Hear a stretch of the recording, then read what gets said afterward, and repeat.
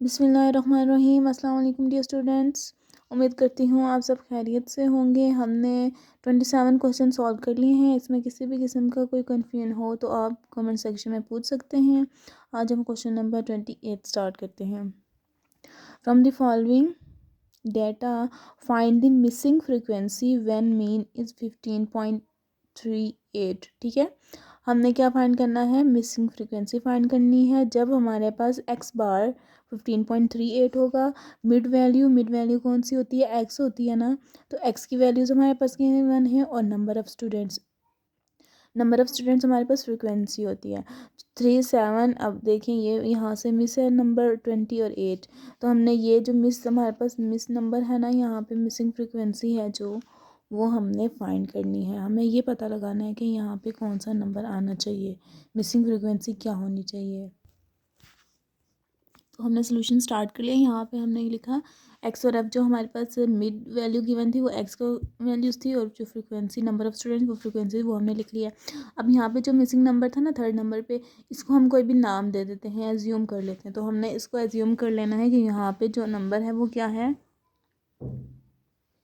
F3 है। ठीक है, F3 का नाम, यानी कि फ्रीक्वेंसी नंबर 3 मिसिंग है हमारे पास, या F3A B, कोई भी हम इसको नाम दे सकते हैं, एज्यूम कर सकते हैं। ठीक है, अब हमने मीन के अकॉर्डिंग, एक्स बार भी तो हमारे पास गिवन था, अब उसके अकॉर्डिंग इसको सॉल्व करेंगे। ठीक हो गया, मीन का फार्मूला लिख लेते हैं। एक्स बार इक्वल है हमारे पास समीशन F(x)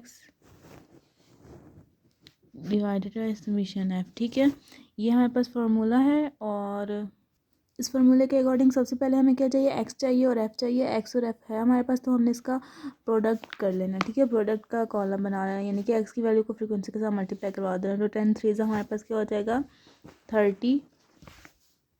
12 मल्टीप्लाई 7 करें तो हमारे पास आता है 84 आ गया। फिर F3 मल्टीप्लाई 14 करें तो यहाँ पे आ जाएगा 14 F3। ठीक है, F3 एज इट इज़ रह गया।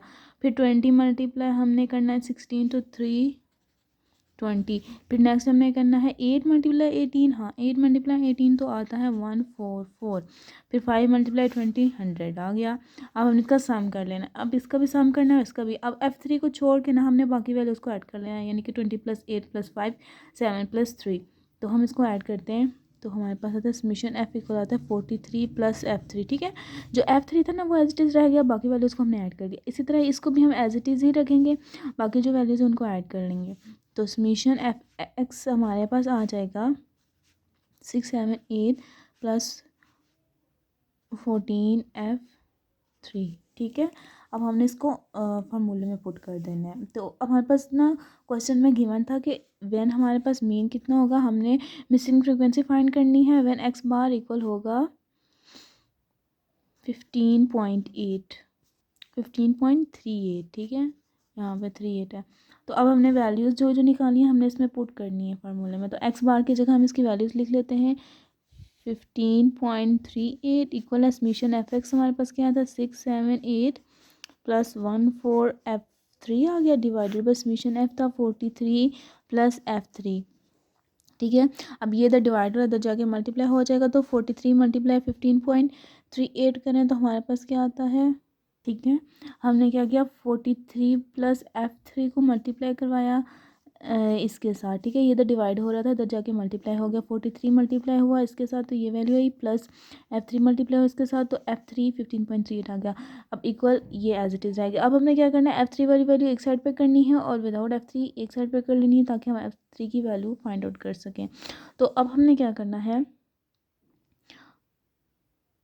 तो हमने क्या किया, ये 14F3 छोटी वैल्यू थी तो हम इसको उठा के दूसरी साइड ले गए इसके पास, तो ये माइनस में होगी, इधर ऐड हो रही थी इधर आके माइनस होगी। अब ये वाली वैल्यू इधर ऐड हो रही थी तो इधर आके माइनस हो गया, समझ आ रही है। ठीक है, यहाँ पे भी F3 था, F3 को हमें एक साइड पे करना था, तो F3 को इधर उठा के लिए माइनस में होगी ये वैल्यू। ठीक है, इधर से इधर आई।